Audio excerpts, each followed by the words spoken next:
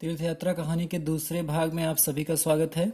मैं रजनीश पांडे। आज मैं इस कहानी को पुनः आगे पढ़ने का प्रयत्न करूंगा और आगे समझने का प्रयास करेंगे आप। अभी तक हमने और आपने जाना कि कहानी की एक मुख्य नायिका है जिसका नाम लाजवंती है और उसका एक ही पुत्र है इकलौता जिसका नाम हेमराज है। तो वह उसे बहुत ही प्यार दुलार करती है। अब उसके आगे हम देखते हैं इस कहानी में क्या हुआ। जब गांव की स्त्रियां कहती कि हमारे भी बच्चे हैं तो लाजवंती यह जवाब देती कि क्या करूं, मेरा जी डर जाता है। आगे देखें, इस समय उसे मरे हुए पुत्र याद आ जाते थे और उसके मन में भय बैठ जाता था, मगर इतना सावधान रहने पर भी हेमराज बुरी नजर से न बच सका। प्रातः काल था, लाजवंती दूध दूह रही थी। इतने में हेमराज जागा और जागते ही मुंह फुलाकर बोला, माँ। आवाज में उदासी थी।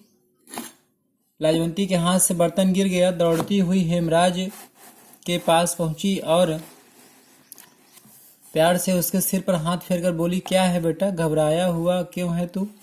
हेमराज की आंखों में आंसू डबडबा आए। रुक रुक कर बोला, सिर में दर्द हो रहा है, बहुत दर्द हो रहा है। बात साधारण थी मगर लाजवंती का नारी हृदय कांप गया। यही दिन थे, यही ऋतु थी जब उसका पहला पुत्र मदन मरा था। वह भी इसी तरह बीमार हुआ था। दोनों परिस्थितियां समान थीं। जब हेमराज अस्वस्थ हुआ तब भी वही स्थिति थी जब इसके पहले उसका पहला पुत्र मदन गुजर गया था। तो इसलिए लाजवंती घबरा जाती है। लाजवंती के पैरों के नीचे से धरती खिसकती सी मालूम होने लगी। धरती खिसकना एक मुहावरा है, ठीक है। वह व्याकुल हो गई। गांव में दुर्गादास वैद्य अच्छे अनुभवी वैद्य थे। लोग उन्हें लुकमान समझते थे। लुकमान एक ऐसी उपमा जिसमें व्यक्ति किसी को देखते ही उसकी बीमारी के बारे में बता दे। सैकड़ों रोगी हाथों से स्वस्थ होते थे। लाजवंती उनके पास पहुंची। लाजवंती को देखकर वैद्य बोले, क्यों बेटी, क्या बात है? लाजवंती ने चिंतित सी होकर उत्तर दिया, हेम बीमार है। वैद्य ने सहानुभूति के साथ पूछा, कब से? आज ही से कहता है सिर में दर्द है, बुखार तो नहीं? मालूम तो नहीं होता, आप चलकर देख लेते तो अच्छा था। वैद्य जी का मनोरथ सिद्ध हुआ। मनोरथ मतलब जिसके मन की जो कामना हो, ठीक है। उन्होंने जल्दी से कपड़े पहने, लाजवंती के साथ हो लिए।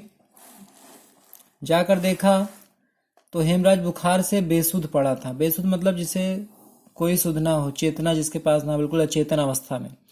वैद्य जी ने कहा, कोई चिंता नहीं, दवा देता हूं, बुखार उतर जाएगा। लाजवंती के डूबे हृदय को सहारा मिल गया। उसने दुपट्टे के आंचल से अठन्नी निकाली और वैद्य जी को भेंट कर दी। वैद्य जी ने मुंह से नहीं कहा मगर हाथों ने मुंह का साथ नहीं दिया। उन्होंने पैसे ले लिए। तो इस प्रकार से वैद्य जी आते हैं, देखते हैं हेमराज को बुखार है और उसे वो दवा देते हैं। बदले में लाजवंती उन्हें कुछ पैसे देती है। कई दिन बीत गए, हेमराज का बुखार नहीं उतरा। वैद्य जी ने कई दवाइयां बदली परंतु किसी ने अपना असर न दिखाया। लाजवंती की चिंता बढ़ने लगी। वह रात रात भर उसके सिरहाने बैठी रहती। लोग आते और धीरज देकर चले जाते। तो इस प्रकार से हम देख रहे हैं कि लाजवंती का पुत्र हेमराज अस्वस्थ है। वैद्य जी के दवा देने के बाद भी उसे किसी प्रकार का आराम नहीं मिल रहा है। इसके आगे कहानी हम इसके तीसरे भाग में पढ़ेंगे।